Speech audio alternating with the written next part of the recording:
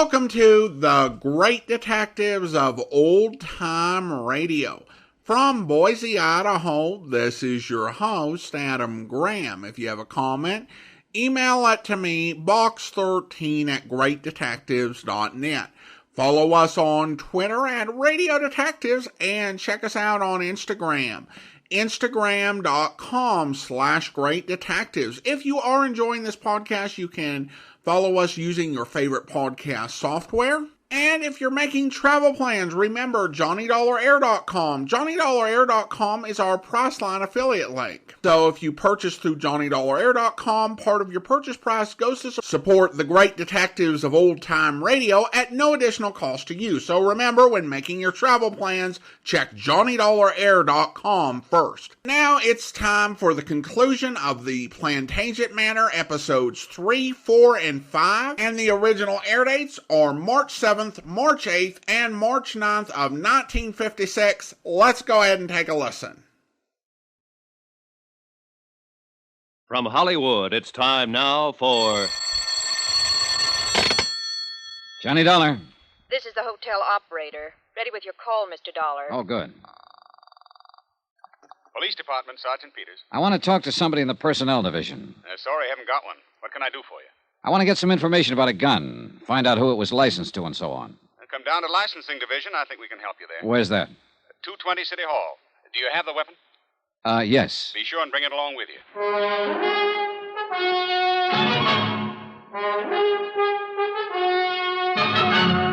Tonight and every weekday night, Bob Bailey in the transcribed adventures of the man with the action-packed expense account, America's fabulous freelance insurance investigator. Yours truly, Johnny Dollar.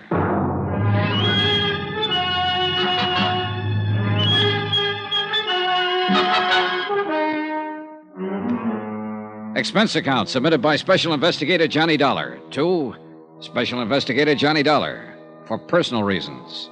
Location, Vicksburg, Virginia. Purpose? Well, it all started as an investigation of a burglary at the Plantangent Hotel. Once that was out of the way, I happened to run across a girl having an argument with a man in the hotel parking lot. She asked me to help her. I did. Girl suddenly gets sick and dies. Poison. I stay around to help find out who she is. I don't know that. But I do know that she had a .38 in her purse. 3 bullets recently fired. Expense account item 8, $2 cab fare from the Plantangent Hotel, the 2 miles into Vicksburg City Hall, and room 220 as per instructions of Sergeant Peters. I felt more than a little guilty bypassing Lieutenant Jim Akins, who had questioned me earlier about the case. Yes? Sergeant Peters? That's right. Can I help you, sir? I hope so. I'd like to know if this gun's been registered with you people. Let's have a look. You just buy it? Yeah. Got your bill of sale with you? Well, do you have to have one? You should. Who'd you buy it from? Oh, a fellow I met in a bar. Have you a permit to carry this weapon? Oh, no, I haven't. Are you going to carry it? Oh, no. Then why'd you buy it? Oh, I just wanted it, that's all. Is there a law against that? No. But there's a law against practically every other thing about a gun. You want to read those numbers off to me? Sure. JJJ-4769-992. And then there's an X. Okay. Make, Colt, caliber, .38, automatic, 7-shot. Yeah. Here, you'll have to fill this out. Pencil's over there. This will take a minute for me to check. It took 15 minutes. In the meantime, I filled out the form which notified the Vicksburg police that I was in possession of the above-described weapon, that I did not wish to apply for a permit to carry it, and so forth and so forth. After that, I stood around and smoked a cigarette and wondered if I should step downstairs and tell Lieutenant Jim Akins that I had found Jane Doe's purse and the gun. But before I had time to make up my mind... Here we go. The gun was purchased in 1950 by the Piedmont Banking Service. That's a local armored truck outfit over on Maypole Street. The gun was permitted for carrying to Raymond W. O'Connell, 232 Polk Street, this city. Thanks. Raymond O'Connell. Yeah. Anything else? Well, that's all. Thanks.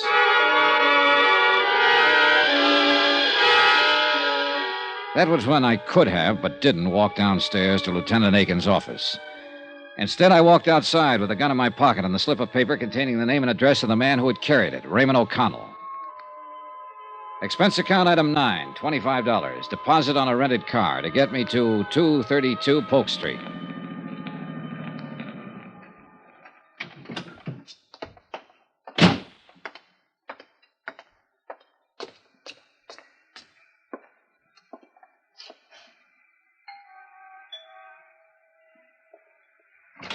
Oh, Paul, darling, you're early. I'm hardly ready. Hello. Oh, I was expecting someone else. I'm so sorry. You're not Paul, are you? No, I'm afraid not. My name's Johnny Dollar. Oh. Mr. Dollar? That's right.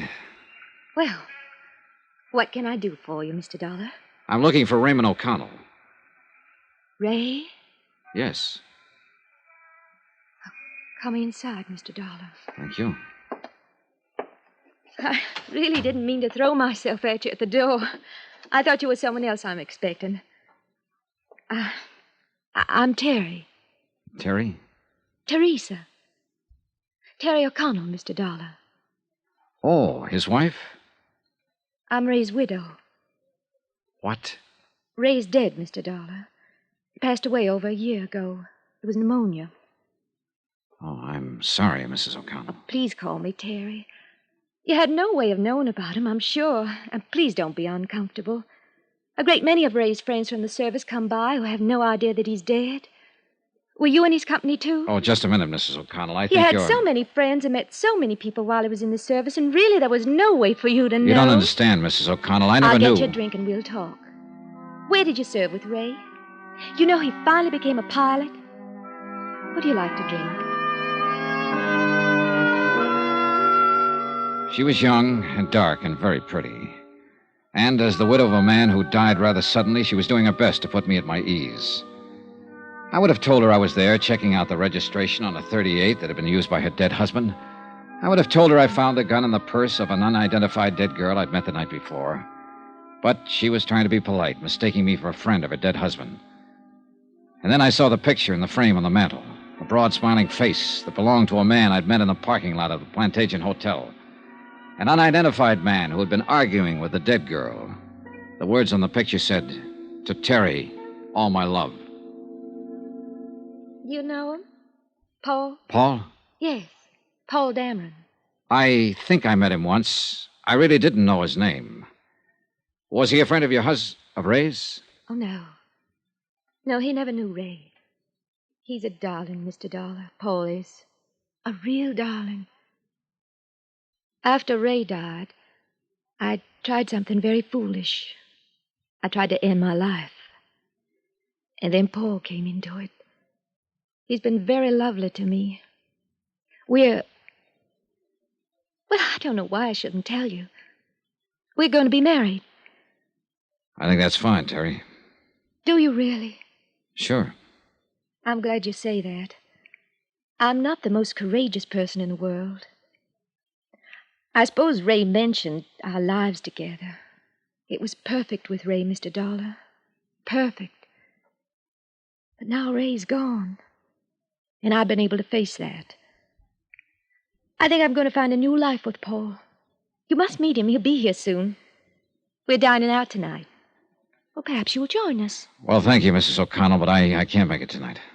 How long will you be in Vicksburg? I don't know exactly. Where are you staying? The Plantangent Hotel. Well, perhaps I could give you a ring and we could make it another night. I know you want to talk about Ray. Of course, Paul understands. I'm sure he does. He's truly a wonderful person.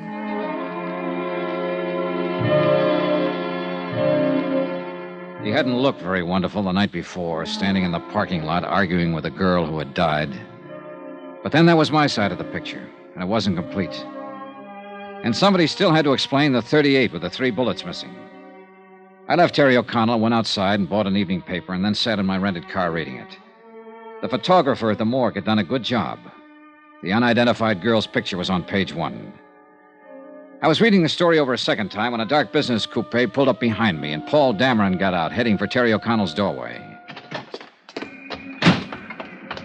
Just a minute. What? Just a minute. Hello, Paul. What? You? Yeah, me. Now, look, Dameron. What are you doing here? How'd you know my name? Or are you some professional gunsel coming around to sock me again? I still don't stop know. it, will you, Dameron? My name's Johnny Dollar. I want you to tell me who that girl was last night in the parking lot. The one you had the big argument with. Huh? Oh. Well, you were the big hero there, butting in where it was none of your business. I didn't like it then, and All right, simmer down, will you? Who was she? Come on, what's her name? What's it to you? Look, Dameron. Okay. It's Amy. Amy Duran. Amy Duran. Yeah. We work at the same office. Now, look, Buster, I'm not afraid of you, but I don't want any trouble, see? So if you'll just go somewhere else and Wait a minute, will you? How does Amy Duran tie in with Teresa O'Connell? Look, I don't know who you are or what you're after, but you've certainly got your nerve about... Answer me, Paul. Okay.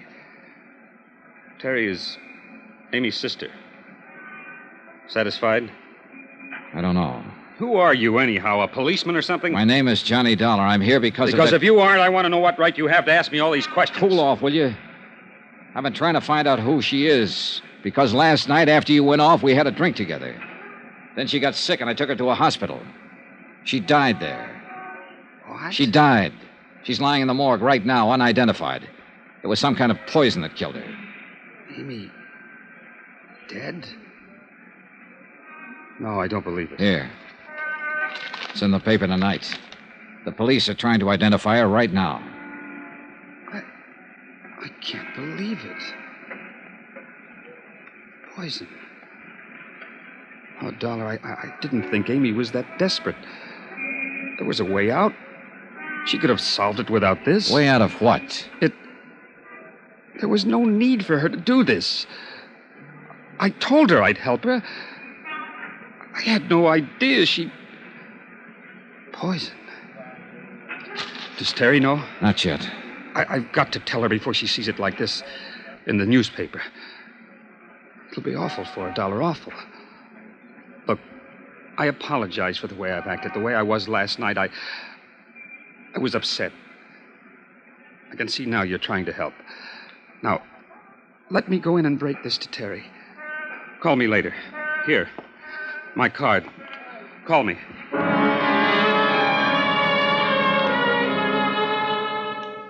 I had to admit that Paul Dameron's concern seemed as genuine as his surprise.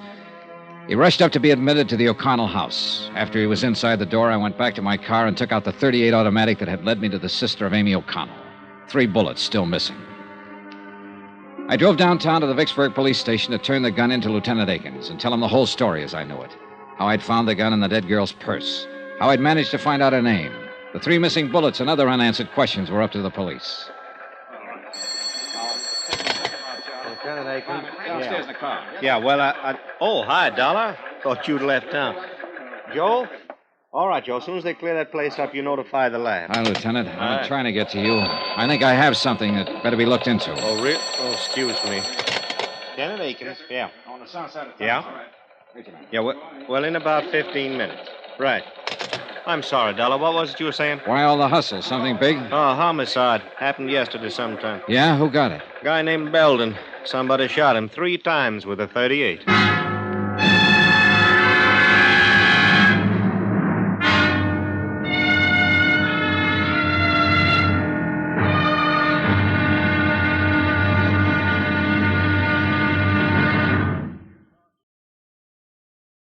From Hollywood, it's time now for...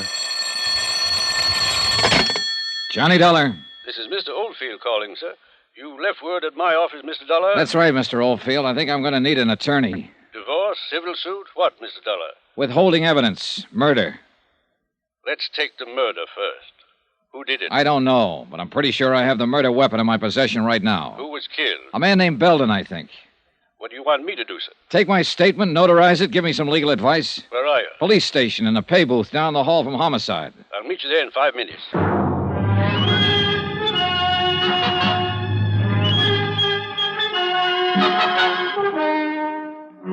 Expense account submitted by Special Investigator Johnny Dollar. Location, Vicksburg, Virginia. To Special Investigator Johnny Dollar for personal reasons. Attention, Chief Accountant, Eastern Seaboard Casualty Insurance Corporation, Providence, Rhode Island. Dear Jim, I'm attaching my own expense sheet to your bill for clarification purposes. Expense account item 10, 10 cents. 1 cup of coffee at the counter in the lobby of the Vicksburg police station while I waited for Samuel W. Oldfield, attorney at law, to appear. He was there in exactly 5 minutes. Mr. Dollar? That's right. Sam Oldfield, sir. You're the only one here in the lobby, so I figured you were the right man. Yeah. Cup of coffee, Mr. Oldfield? No thanks. Gives me heartburn. But now sit down, will you?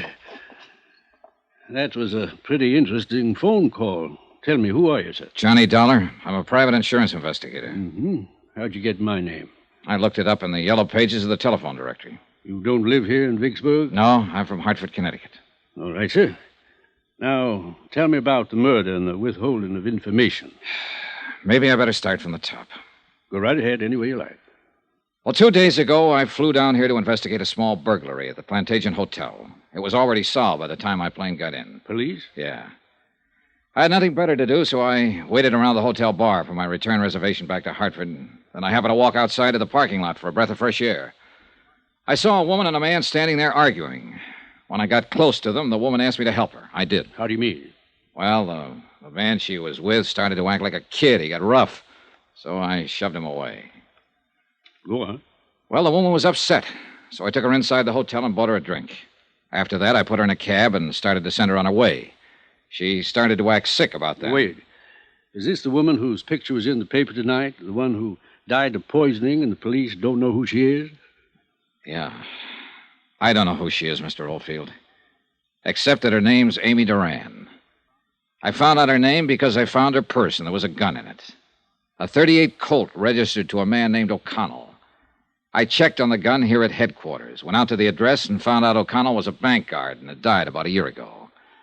I talked to his wife, Teresa O'Connell. While I was there, the man I'd seen the night before showed up. His name's Paul Dameron. Now, I didn't tell him or Mrs. O'Connell about the gun. I came down here to give it to the police and tell them. But when I got here, Lieutenant Akins was pretty busy trying to solve the murder of a man named Belden, who'd been shot with a .38 3 times. There are 3 slugs missing from the gun I found. You got a light, sir? Yeah. Here you go. When you found Amy Duran's purse, why didn't you turn it over to the police? Oh, I thought Well, somehow I thought maybe I could help the girl. I mean, her last words before she died were, help me. And for some reason or other, I thought maybe I could. You have any cards or letters, anything like that? Something that says you're what you say you are, sir? Yeah, sure. Let's see. Okay, Dollar. Now, as I see it, you probably hooked up with someone who did some shooting. And that's what worries you. I want you to take my statement and notarize it before I turn the gun in. That'll protect you some. If they want to get nasty, they can, though. You know that. Yeah, I know. Well, as I see it, the main job here is to try to keep you out of trouble. And a statement explaining your motive for participation in the whole affair might help. That's why I called you. All right, then. Now, Dollar. Yeah? You didn't shoot anybody, did you? No. Okay, then, sir. Let's go over to my office.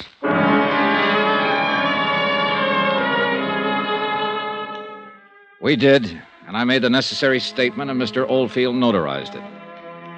After that, I went back to the Vicksburg police station to talk to Lieutenant Akins. The .38 I'd found in Amy Duran's purse was still in my pocket, and her words were still in my mind. Help me. Please help me.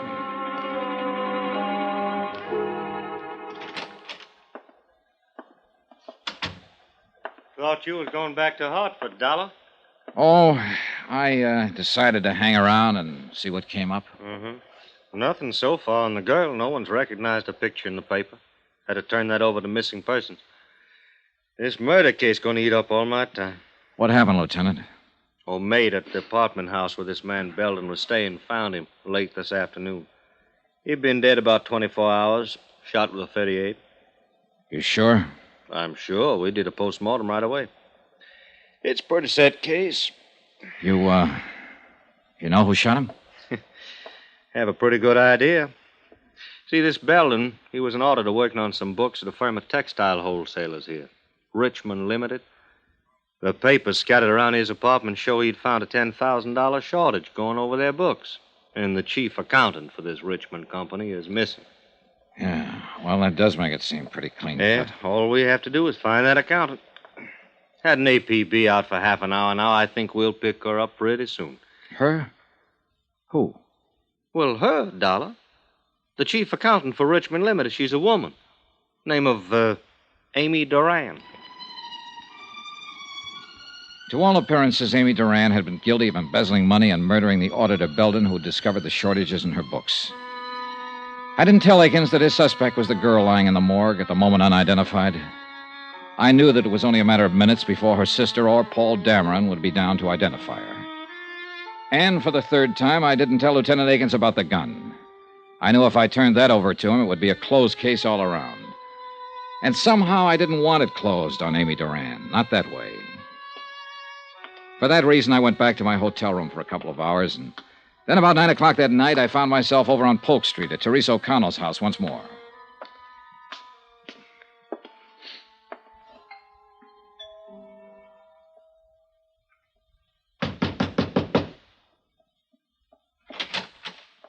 Oh. Hello, Mrs. O'Connell. Oh, Mr. Dollar, isn't it? Yes. Oh, Mr. Dollar, I had the most awful news tonight. My sister Amy, she's dead. You'll have to excuse me. I'm sorry. May I come in? I'd like to talk to you about your sister, Mrs. O'Connell. Well, Paul came in with tonight's paper and showed me Amy's picture. He went down in the morgue to identify her. I couldn't bear to. Sure. I feel somehow, in some way, that you're a friend, Mr. Dollar. Mrs. O'Connell, I am a friend in a way. But mostly I'm an insurance investigator. What?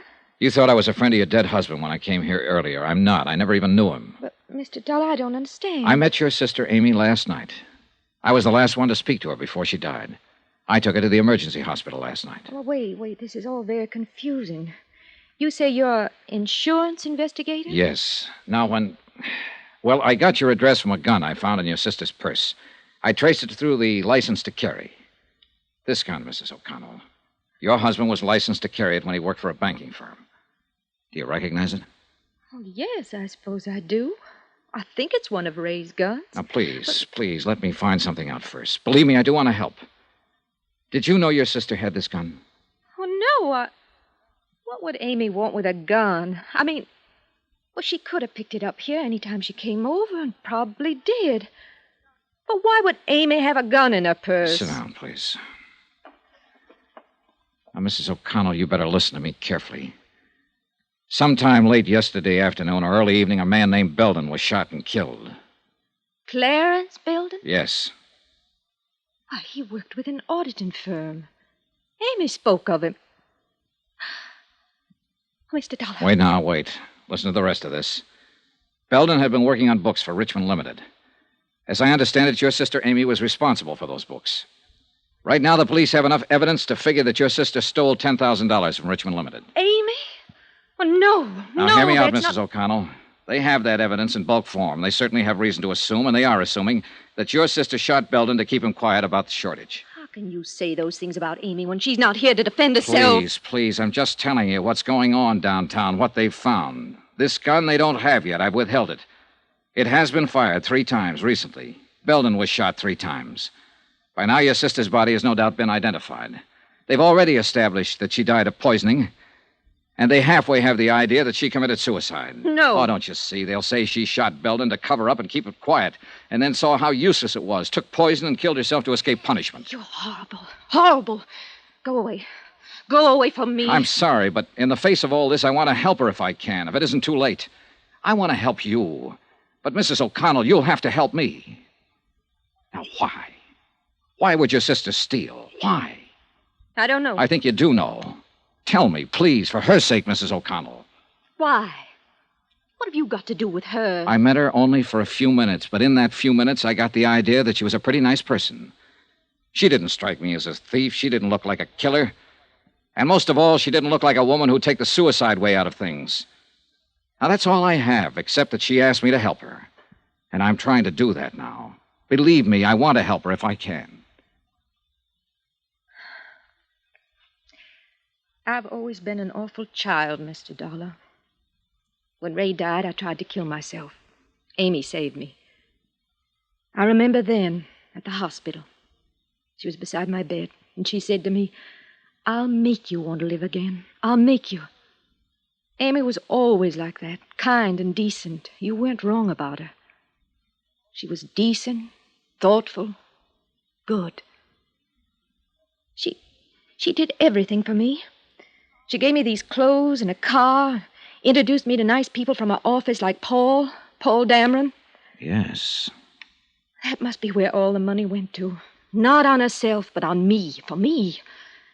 I'm the only reason I can think of that she'd take money from the firm. Yeah. I didn't know she was stealing from me. I didn't know. I wouldn't have let her do it. She didn't have to pamper me that much. I'm not that much of a child. She didn't have to do it. She didn't have to do it. Wait a minute. She didn't kill herself. She didn't steal. She didn't murder that man. I did all those things because it was all for me.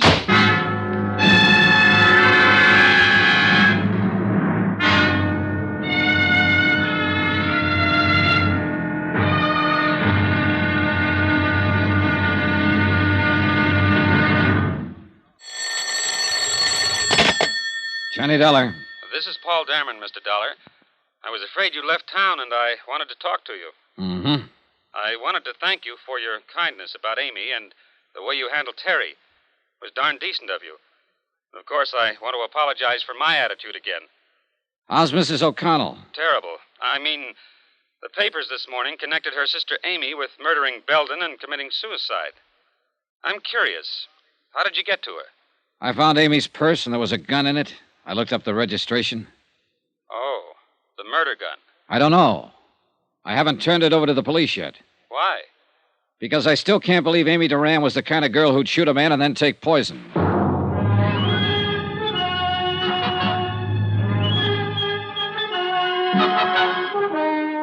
Expense account submitted by Special Investigator Johnny Dollar. Location, Vicksburg, Virginia. To Special Investigator Johnny Dollar for personal reasons in connection with the Plantangent matter. Expense account item 11, $15, legal fees for services rendered by lawyer Sam Oldfield. Now, sign here, Dollar. And here, sir. Okay, I guess that's it. What now, Mr. Oldfield? This statement you've made to me clearly states your intentions in this matter, your motives. You attempted to help a girl who died in your company. You had no idea she might have committed a murder or embezzled $10,000. You withheld evidence, the gun you found in her purse, in the hope of identifying her and saving her family some grief. I hope you don't have to use this, Dollar. We'll see. I'm going to turn the gun in now, and you're coming with me. It's about time. Nothing personal, son.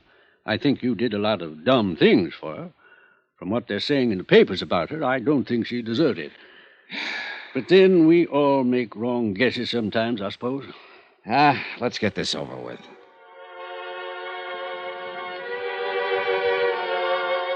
Lawyer Sam Oldfield accompanied me downtown to police headquarters, where we sought out Lieutenant Akins and turned over the .38 automatic. Oldfield handed the statement over to him, and he read it through. Then he called in his ballistics man to make an immediate check of the gun. When he'd done that, Akins asked Oldfield and myself to wait. He left. An hour later, he came back. You are a lucky boy, Dollar.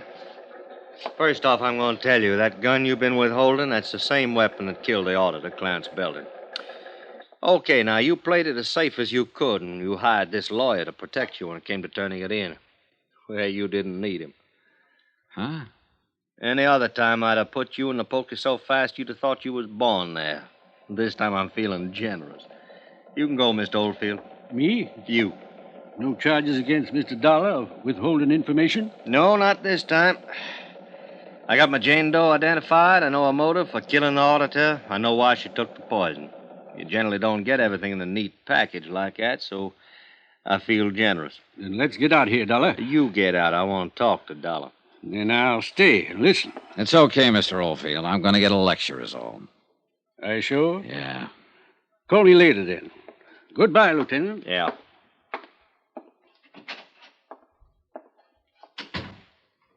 One thing more, Dollar. We found an empty bottle of paramythol in Amy Duran's medicine cabinet, and that cinches that suicide part, in case you had any doubts. It's a closed case. Uh-huh. But you didn't help me close it, Dollar, and you could have. You worked with the police for years. You were an officer yourself once. What makes you think you can come down here and run around doing all these things you've done and get away with them? Why didn't you turn that gun in with the purse as soon as you found it? All right, I'll tell you, because I... Oh, it doesn't make any difference now, Lieutenant. You got your case. And you're lucky, darn lucky boy I don't have you, too. Because you know just as well as I do that... Oh. Lieutenant Akins. Okay, right away. Dollar, I got business to take care of. Next time you're in my town, you take it easy. I will. But I don't think I'll ever come to your town again. On general principles. Well, I guess I know how you felt about that girl. I'm not going to make any fuss about what you did. But I don't think I'd let it pass a second time. She sure didn't look the part, did she? No, she didn't. Yeah, happens that way sometimes. What you told me about that kid sister of hers trying suicide and so forth after she lost her husband. Well, Amy Duran had a good motive for stealing that money. If motive can ever be good. Dollar, Lieutenant? Huh? I was just on my way to see you, Lieutenant. I'll be back in my office in a couple of minutes. You can go on in and wait, Mr. Dameron. I'm glad I saw you, Mr. Dollar. I think there's something I should explain to you. You'd be interested in this, too, Lieutenant. Mr. Dollar saw me arguing with Amy Duran in a parking lot at the Plantangent Hotel last night. She just told me about the shortage in accounts. She hadn't told me about killing the auditor. I want you to know that I was racking my brain trying to find a way to get hold of some money to make up the shortage. I was always very fond of Amy. I wonder, Mr. Dollar, if I could give you a check. Huh? Something for your kindness. Nothing, thanks. Well, I'd like to. You did something very decent. No. Oh. Well, I suppose you'll be leaving soon. Goodbye, and thanks again. I'll be in your office, Lieutenant. Right. Got to him, too, if it's any comfort. What was that business in the parking lot? Oh, well, I hit him. He was arguing with her, that's all. Oh. You weren't the only one trying to help her, Dollar. Him. And then there was somebody else. Huh? A bank. We found a certified check for $10,000 in Amy Duran's apartment. What? National Trust in New York, issued 3 days ago. I wired the head cashier in New York. He said Amy Duran phoned him long distance, requested the loan. Seems her folks, when they were alive, had a good pull at that bank. Wait a minute, hold it. Then this isn't right. She could have covered that shortage. Well, I figure she intended to do that, but the auditor found out too quick. He called her on it, and she shot him. With a $10,000 check in her hand? Well... There isn't an auditor or a bonding company going that wouldn't prefer to turn up the cash and the person who took it. They'd listen to any reasonable story. You know that. Well, the auditor must have scared her, Dollar. She shot him, didn't she? She committed suicide, didn't she? You make a lot of noise, Akins, but you aren't any happier about this than I am, are you? No. Why let the papers have it the way it is? Well, so that whoever knows the answer will get careless. Sure, it burns me. Somebody thinking the police are as dumb as this. Burns me. Well, what are you going to do? Wait. Just wait. I found that pretty hard to do. And the more I waited and the more I thought about the matter, the more restless I felt. So I didn't wait. I got out and started interviewing people who had known the murdered auditor. The consensus was that he knew his business, that if he'd found a shortage and someone offered to reimburse the company, he had been the kind of old hand who would have listened to them. Why, I asked myself, if Amy Duran had a $10,000 check to cover her shortages, why did she shoot the auditor and then commit suicide? Why? It didn't make sense.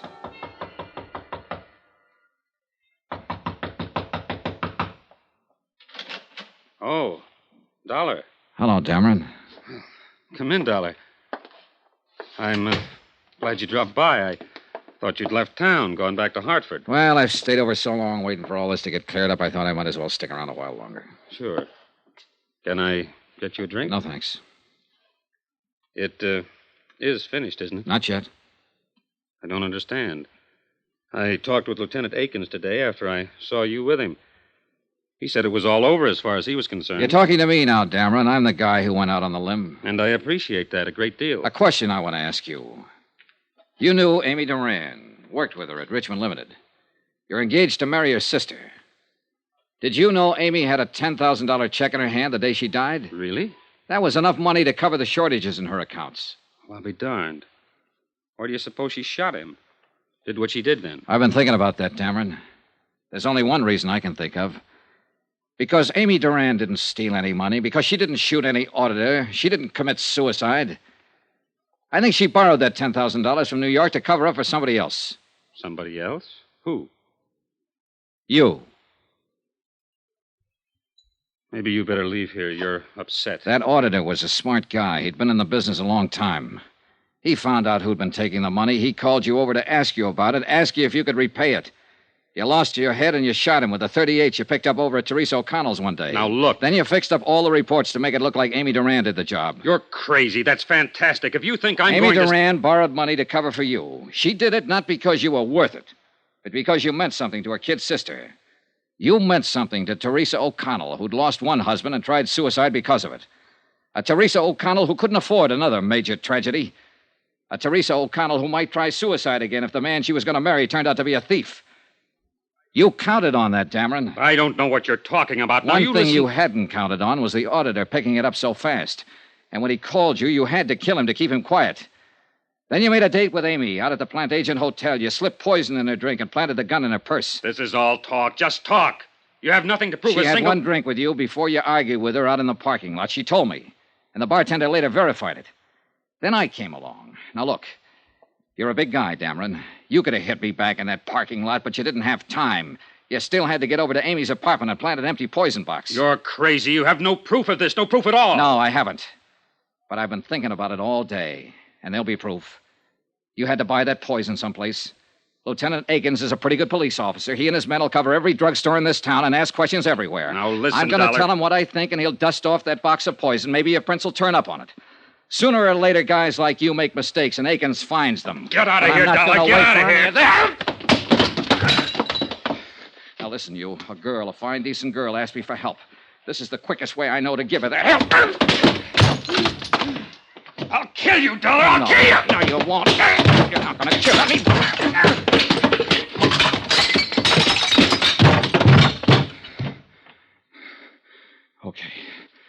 Okay, come on. Get up. Get up. I've had enough. I want you to tell it now, right now. Over there. Pick it up. Go on, pick it up. Okay, here. And you know who to call.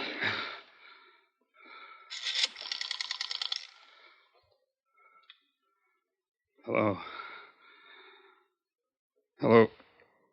Give me the police.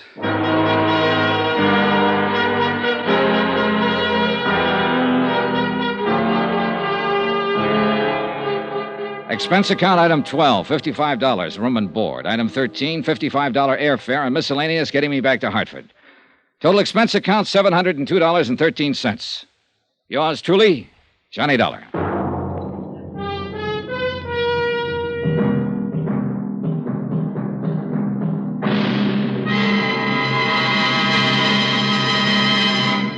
Remember, there'll be another exciting story of yours truly, Johnny Dollar, beginning next Monday night. Next week, a whole city is aroused by one of the dirtiest rackets of modern times. And I end up right in the middle of things. Join us, won't you? Yours truly, Johnny Dollar. Yours truly, Johnny Dollar, starring Bob Bailey, is transcribed in Hollywood. Written by John Dawson, it is produced and directed by Jack Johnstone. Heard in this week's cast were Michael Ann Barrett, Jeanne Bates, Marvin Miller, Frank Gerstle, Lawrence Dobkin, Jack Kruschen, Ken Peters, and Herb Butterfield. Musical supervision by Amerigo Marino. Be sure to join us on Monday night, same time and station, for another exciting story of yours truly, Johnny Dollar. Roy Rowan speaking.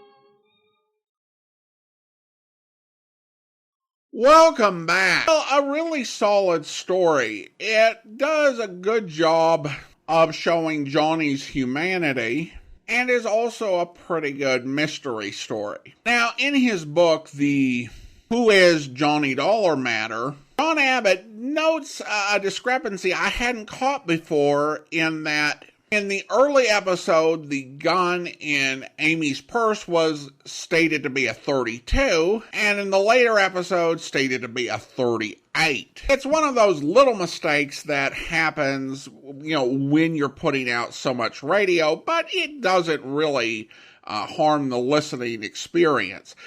He also notes that this story was adapted from a half-hour Johnny Dollar script, but not one that we would recognize because we haven't heard it. The story was done as the New Cambridge Matter back on December the 19th of 1952. It was one of the really early John Lund stories. I did think it was smart of Johnny to hire a lawyer, even though he knew the lawyer was going to point out that the reason he needed a lawyer is because he'd done a lot of ill-advised things, although with the best possible motives. And the interplay between him and Aiken in episode 5, I really enjoyed that. One thing that Johnny did, which may have made things a little harder when talking to Teresa, was mentioning his being an insurance investigator. That really seemed just to confuse her, and Johnny was not involved in the case in an official status. But I can understand him doing that because that's how he is usually involved in these sort of cases. Well, listener comments and feedback now. Derek sent in an email on the Bennett matter. Johnny Dollar always has solid episodes, but the Bennett matter, in my opinion, is the best I've ever heard. And then he sent up a follow-up email. I sent my first email as I got done listening to the episode. I'm now listening to your recap of the episode, shooting all kinds of holes in what I thought was one of my favorites. Lol. Well, thank you so much. Obviously, it's not my intent to diminish anyone's particular enjoyment of an episode. I think that when you approach something and you have, listened to it a lot, or have heard so many episodes of a particular thing, you pick up things that other people don't. Like, I like Star Trek and Star Wars, but there are people who are far more into it than I have and have watched hundreds and thousands of hours of material, over and over again. And they will notice things that your average viewer doesn't, that you might just accept. Like, I remember a few years back having someone point out how utterly illogical it is on Star Trek that all of these log entries get recorded in these great moments of peril. And it's silly if you think about it. But I will always love old school Star Trek, both the 60s and the 90s stuff, complete with all of the irrational log entries. Now we turn to YouTube and we have some comments, starting with a listener who writes, I love this episode. In the episode Triple Indemnity, Gypsy Jackson wrote, interesting name of one of the characters in this episode, Fran Jeffers, was also an Arsenal and England football player whose promising career was dogged by injury. And of course, that's football in the rest of the world. United States, it's known as soccer. But an interesting connection. I always catch up on the ones that are famous in America, like when we have characters named Alice Cooper and Jimmy Carter in the golden age of radio. It's interesting to hear a British connection as well. And then we have a comment from Adele, who writes, regarding this ain't no way to run a railroad, I can just imagine my heavenly relatives sitting around the radio and listening. Thank you for doing this. Thinking of donating in the future. Love this. Well, thank you so much. Appreciate your kind comment. And a thank you from Michael. And then we have a couple of comments on the Froward Fisherman matter. I've said it before, and I'll say it again, a lot of actors play Johnny Dollar, but Bob Bailey is Johnny Dollar. Thank you for this wonderful tribute week. I listen on YouTube, so I'm a month behind. Well, thanks so much. I think it's fair to say, without disrespecting those who played Johnny Dollar before Bailey, certainly there are some people who have no trouble disrespecting those who played Johnny Dollar before Bailey, is that his take on Johnny Dollar is a character that he created with Jack Johnstone. It's a terminology I didn't hear a lot growing up, but I've heard more recently to describe actors and talking about their work in creating a character. And I think that view applies. Certainly, the idea of a guy with an expense account who was an insurance investigator, that was something someone else came up with. But I think you can look at Johnny Dollar serials as a reboot of the character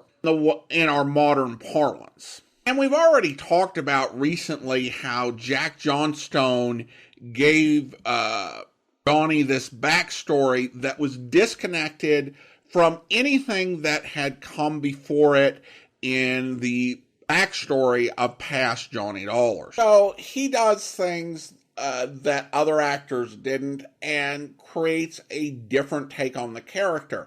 And I think that, to a degree, obviously Bob Reddick and Mandel Kramer, who would come later in the New York years, they would put their own spin on the character, but they would kind of start from the template that Bob Bailey put on it. So that's kind of how I've gotten to view Bailey's role. That doesn't make, what came before invalid, certainly. I think there's some really good acting, some really good writing to be had in those eras. But Bailey is doing something different that really connects with audiences, and that at its core is what makes people love this series. I will say, if you are listening on YouTube, you should soon be only 2 weeks behind the podcast. We're continuing to grow on YouTube, now have 9,000 subscribers. Thank you so much. I appreciate your kind comments. And then another comment, I don't know anything about fishing. The only time I went fishing with my father, I had to fight off 2 snapping turtles.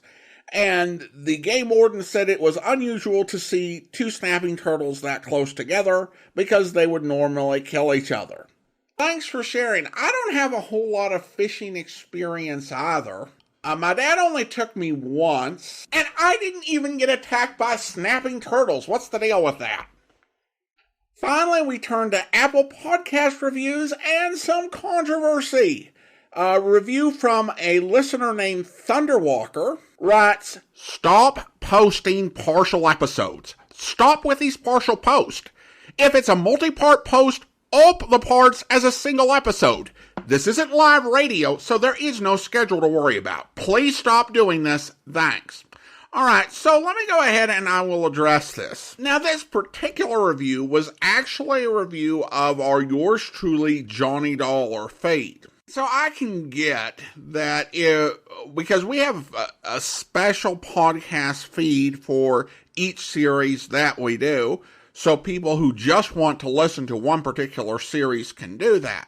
Plus others who just want to go back once we finished a series that we're going to, go all the way through and stop, like Richard Diamond or Philip Marlowe, then they can find that years later in the podcast store and go ahead and listen to it. So all you're looking at is episodes of that series, but there most definitely is a schedule because the yours truly Johnny Dollar episodes that we're posting on that feed are part of a much larger Great Detectives of Old Time Radio series, which produces 6 episodes per week, Monday through Saturday. Sticking to a schedule for podcast release is actually really important. In fact, any sort of discussion of podcast and how to podcast is that you need to set a schedule and stick to it.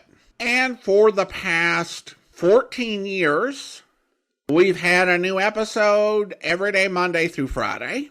And for the past 10.5 years, we've had a new episode on Saturday. And that consistency, I don't do everything right as a host, but being consistent in schedule is probably my greatest strength. So I'm not going to change that. And there's a far simpler solution. And I've had listeners, when I posted episodes on social media, listeners have said, okay, I'm going to go and listen to all 5 episodes. Meaning that they didn't listen to the program when it downloaded on Tuesday, and instead they waited to listen until parts 3 through 5 downloaded. And if folks want to do that, that's no problem for me. And so I'd say respectfully to Thunderwalker, if you've got a problem with serial episodes being posted on separate days, wait until Friday, and then you can listen to all 5 parts together without any additional work or bother for anyone.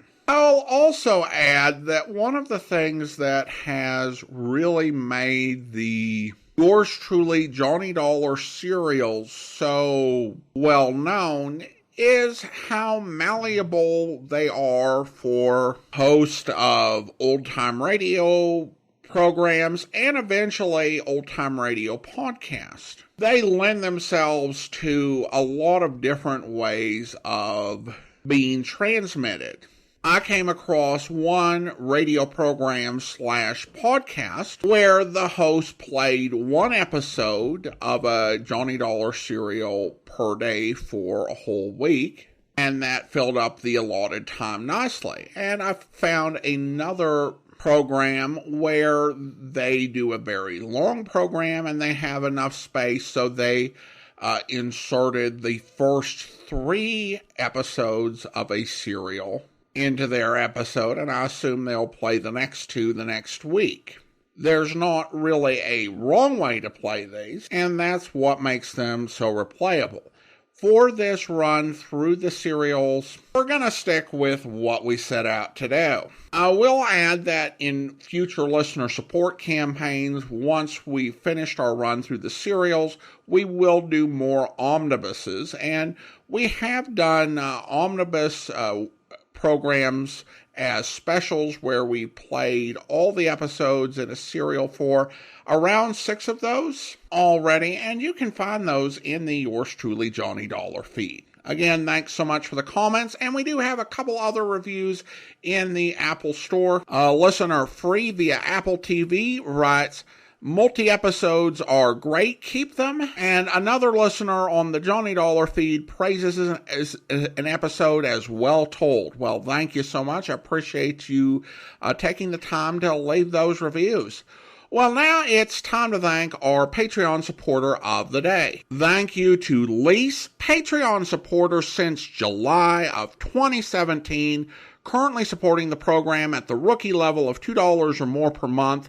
Thank you so much for your support, Lise. And that will do it for today. If you are enjoying this podcast, please follow us using your favorite podcast software. And please be sure to rate and review the podcast wherever you download it from. We'll be back on Tuesday with another episode of Yours Truly Johnny Dollar. Although, as I said, if you don't want to listen to part of the episode, you can just wait till Friday. There we'll have the whole thing there. But join us back here tomorrow for Tales of the Texas Rangers, where... But I want you to... Well, howdy, G. Hello, Sheriff. Ranger Pearson, this is Chuck Roberts and Jim Patrick. They're the ones that found the body. Howdy. Hello, Ranger. That's your truck outside with the sheep in it? Yes, sir. We're kind of anxious to get along, too. I've already talked to him, Jace. Is there anything you want to ask him? Yeah, in a few minutes. Why don't you men wait over there? It won't be long. Okay. Did you look at the body, Sheriff? Yeah, it's out back in the storeroom. Poor fella, he sure took an awful beating. Is that the door over there? Mm-hmm. Jace, before you go out there, I want to show you something. What's that, Sheriff? Over here. Cash drawers, partly open. Yeah. Cleaned out all right. You men touch this cash register? No, Ranger, we ain't touched nothing. Just the phone when we called the sheriff. Okay. Well, there's the motive, Sheriff. Robbery. Kind of business the deacon did here. He couldn't have had more than $15 or $20 in that thing. It's a lot of money to some people. Yeah. How about those beer bottles down at the end of the counter? Were they yours? No, sir. Golden box. Looks Looked like the deacon had a thirsty customer. Jace, look here by the refrigerator. Isn't that a blood stain? It sure is. What do you make of that? It looks like the deacon might have been slugged right here. If the man who was drinking that golden bock was sitting at the counter, he could have done it when the deacon had his back turned. Guess he wasn't hit with a bottle, or there'd be some broken glass around. It wouldn't have to be a bottle. Could have been anything. Come on, let's take a look at the body. There's some blood here by the door. Yeah. The body's right behind this barrel, Jace. He sure did take a beating, didn't he? Yeah. I figure it must have happened last night around closing time. Else he'd have been found before this. The deacon do much morning business? Oh, a little bit. Didn't amount to a hill of beans. Nighttime seems more logical. Yeah, I'd think so. I wonder if they cleaned his pockets out, too. I don't know. I guess I better have a look. Find anything, Jace? A few coins, some keys, that's all. I hope you'll be with us then. In the meantime, do send your comments to box13@greatdetectives.net. Follow us on Twitter at Radio Detectives and check us out on Instagram, instagram.com/Great Detectives. From Boise, Idaho, this is your host, Adam Graham, signing off.